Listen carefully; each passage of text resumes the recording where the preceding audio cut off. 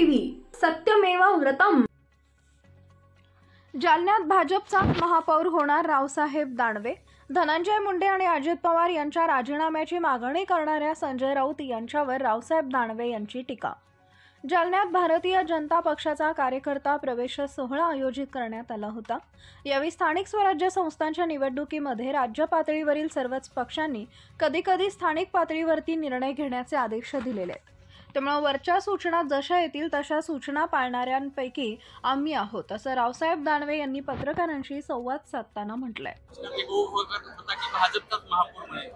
ओघात नाही, जाणीवपूर्वक बोललो।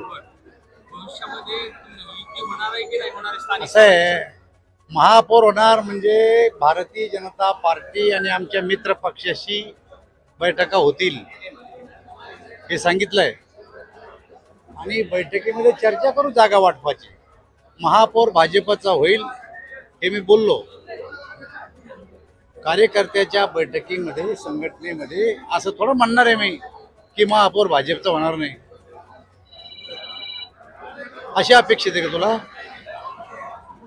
त्यामुळं भाजपचा महापौर होईल आणि त्याच्याबरोबर संघटनेमध्ये काम करत असताना मित्र पक्षाशी एकत्र येण्याची आमची पहिल्यापासूनची प्रथा आहे। राज्य पातळीवर भाजप आणि शिवसेनेची स्थानिक स्वराज्य संस्थांच्या निवडणुकीमध्ये मला महानगरपालिकेमध्ये युती होणार आहे, त्या दृष्टीने काही पावलं आहे? जे नेते वर निर्णय करतील त्या निर्णयाप्रमाणे खालचे निर्णय होतील। विधान परिषद सभेमध्ये प्रचारक होतात, अर्थात इनडायरेक्टली खालच्या इलेक्शन मध्ये सुद्धा तुमची जबाबदारी वाढते। अशा वेळी लोकसभा, विधानसभा, जिल्हा परिषदा, पंचायत समित्या या प्रत्येक वेळेस कधी कधी राज्य पातळीवरच्या साऱ्याच पक्षांनी स्थानिक पातळीवर निर्णय घ्या अशा प्रकारचे आदेश दिलेले आहेत आणि त्यामुळं वरच्या सूचना जशा येतील तसे पाळणारे पैकी आम्ही आहे।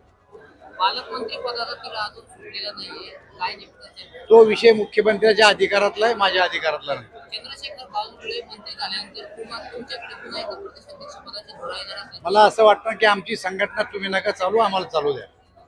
बेळगावमध्ये काँग्रेस कमिटीचे 2 दिवसीय अधिवेशन होत आहे, त्या ठिकाणी बैठका होत आहेत की त्यामध्ये राहुल गांधी मल्लिकार्जुन खरगे सहभागी आहेत आणि विरोधक जे ते ईव्हीएम विरोधात आक्रमक होण्याची शक्यता आहे। मला असं वाटतं की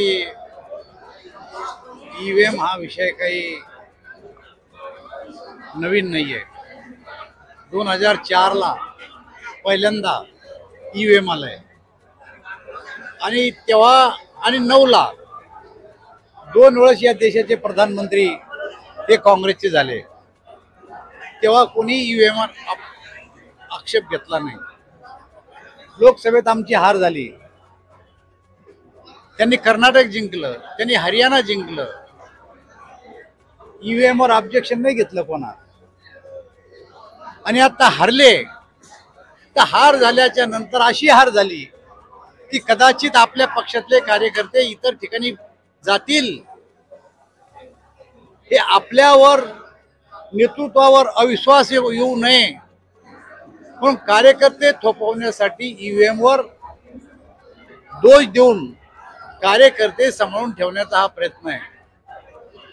निवडणूक आयोगाने राजकीय पक्षाला बोलून चॅलेंज स्वीकारलं होतं की ज्याला कोणाला ईव्हीएम बद्दल काही संशय आहे त्यांनी यावं आणि आम्हाला सिद्ध करून दाखवावं की ईव्हीएम मध्ये काहीतरी सेटिंग आहे। पण कोणीही आरोप करणाऱ्यापैकी राजकीय कार्यकर्ता पक्ष त्या ठिकाणी आला नाही आणि त्यामुळं केवळ पक्षाची उतरलेली प्रतिमा पाहून सावरण्याचा हा प्रयत्न आहे। दादा, जे विधानसभेमध्ये पदाधिकारी त्यांना पक्षामध्ये घेणार आहे, हा निर्णय श्रेष्ठ घेईल, आता आमचा हा विषय नाही।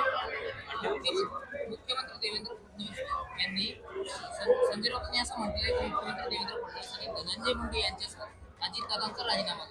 संजय राऊत कोण म्हणलं? संजय राऊत असं म्हणतात। ते आमच्या पक्षाचे पदाधिकारी आहे का संजय राऊत? त्यांनी त्यांचा पक्ष सांभाळा, वाताहत झाली, त्यांच्यामुळे युती तुटली। आता जर त्यांना उद्धव ठाकरेंनी सांभाळला नाही तर आदित्य ठाकरेमध्ये उद्धव ठाकरेमध्ये भांडणं लावू शकतात ते। 28 डिसेंबरला बीडमध्ये संतोष देशमुख त्यांना न्याय मिळावा या मागणीसाठी मोर्चा काढण्यात येणार आहे आणि यामध्ये जितेंद्र आव्हाड असतील, शरद पवार असतील सहभागी होण्याची शक्यता आहे. म्हणजे एकीकडे विरोधक जे आहेत ते या मोर्चाला पाठिंबा देत दिसत आहे, तर सत्ताधारी देखील या मोर्चात सहभागी होणार आहे. देशमुखांची हत्या झाली त्याचं आम्ही समर्थन करत नाही. जे कोणी दोषी असतील त्याचा शोध घेऊन त्याच्यावर कारवाई करण्याचं काम सरकार करेल. मला असं वाटतं की आता सगळेच जे काही गुन्हेगार आहेत त्यांचं CID कडे प्रकरण गेलेलं आहे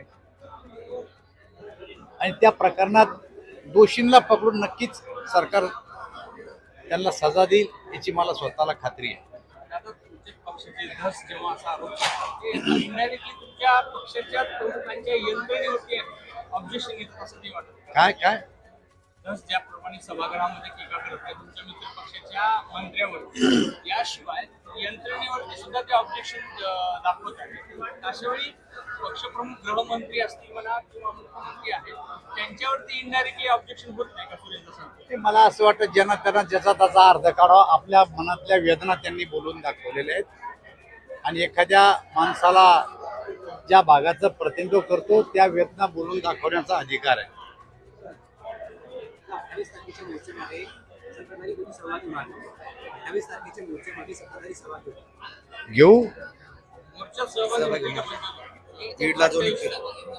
या विषयामध्ये ज्याला ज्याला गांभीर्य आहे, त्यांनी आम्ही काही कोणाला थांबवलं नाही की सहभाग घेऊ नका म्हणून. पक्षाचा असा कुठलाही आदेश नाहीये की कोण्या मोर्चात जाऊन कोण्या मोर्चात जाऊन असा आदेश नाही आहे आमचा.